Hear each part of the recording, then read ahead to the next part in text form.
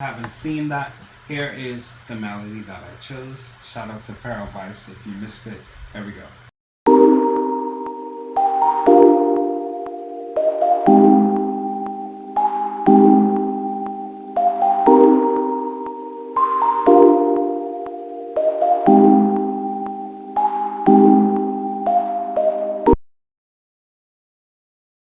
And that's pretty.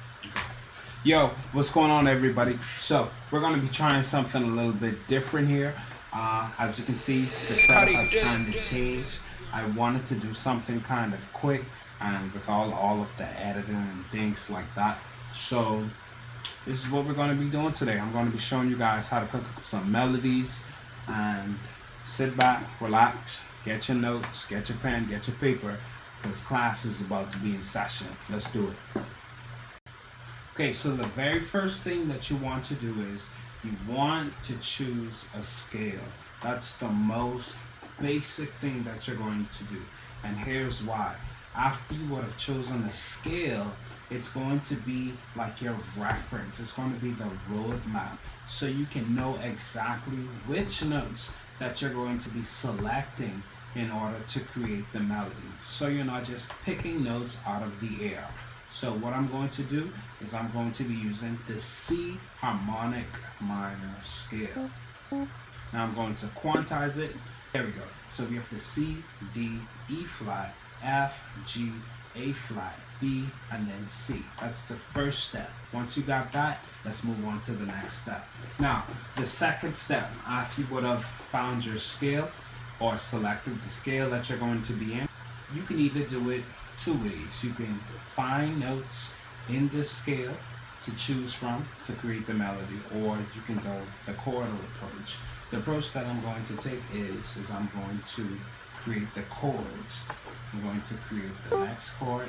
What I'll do is I'll create the chords first because my computer's going kind of slow, and then afterwards I'm going to show you guys what I did. I have my progression. I just simply selected notes a part of that scale to create the chords, and a chord is pretty much every other note, okay, inside of the scale. Now there are some cases where you would select chords and you would have a particular progression, right? What a progression is, a cycle of chords going over and over and over. Sometimes the chords may be inverted. Like, okay, I'll invert this chord.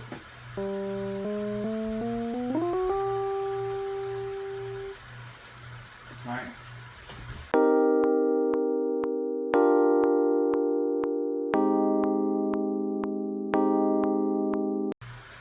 Now, while it doesn't sound bad per se, you want to make sure that your notes are resolving properly. You have to treat each and every one of these notes as an individual tone.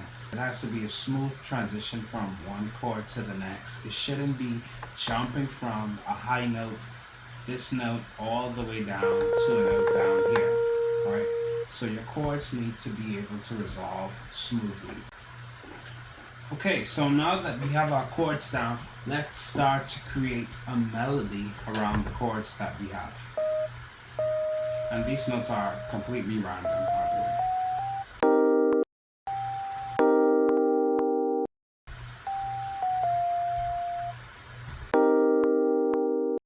Now, what I'm singing is I'm singing da da da da. Well, that was horrible, but that's the idea that I'm going for. Now, we have the melody. I'm going to play it for you.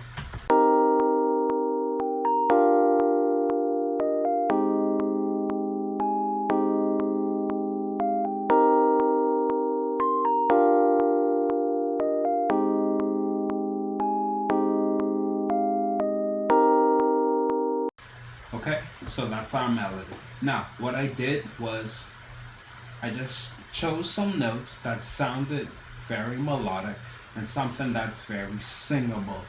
The next thing that I did was, after I had the 4-bar loop, I went ahead and I copied and pasted it again for the last 4 bars in the 8-bar loop, and I changed one of the notes inside of the melody. Now it's totally up to you. You can change any one of these notes just as long as it makes sense.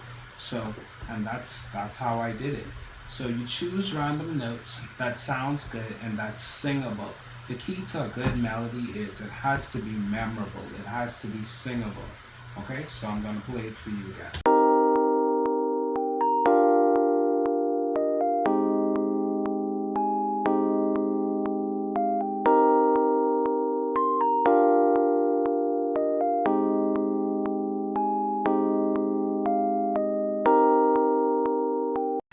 Right, da da da da da da da da da da da da da da da da. Right, very singable. Now here comes the fun part. So if you guys haven't seen that, here is the melody that I chose. Shout out to Pharaoh Vice if you missed it. There we go.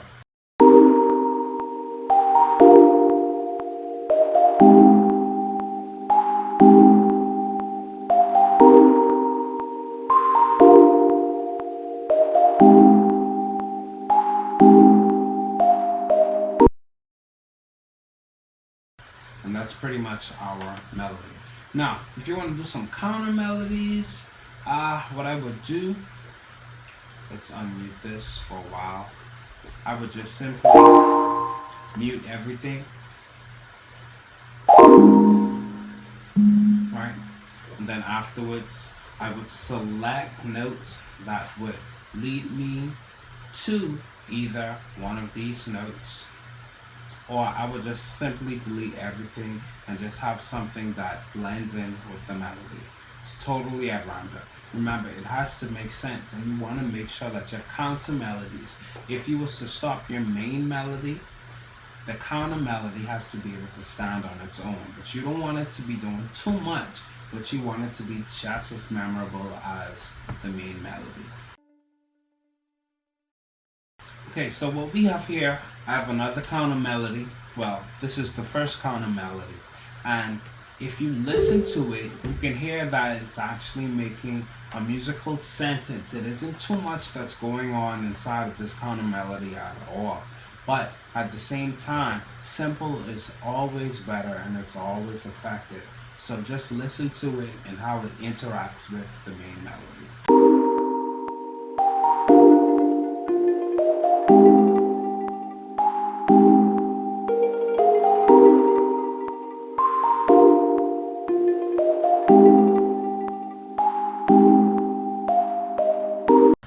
Okay, and that's all it's going to be doing. So I'm going to bounce this out.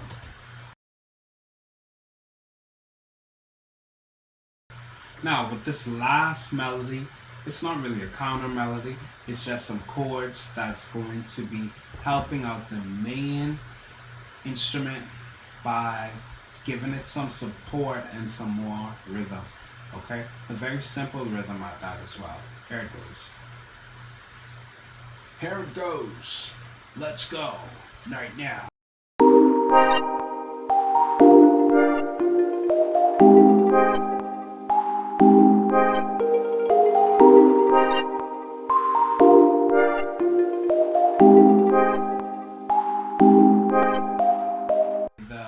I think we should pitch it down. Let's pitch it down because it's already high. So I'm going to pitch it down because it's kind of high already. So let's listen to it.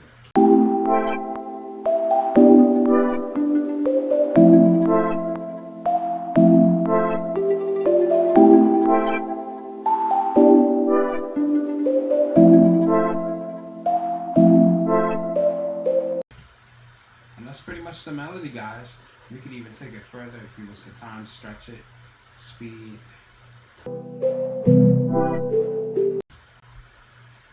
So yeah, that's pretty much how to create melodies. I know this was kind of long, but I really hope that you guys got some nuggets out of this, and see you guys hopefully tomorrow. Let's keep this going, man. Let's keep this going. I'm trying to drop a video every night. Let's do it. Peace. No matter how late it is, we trying to drop a video. So yeah, let's do it.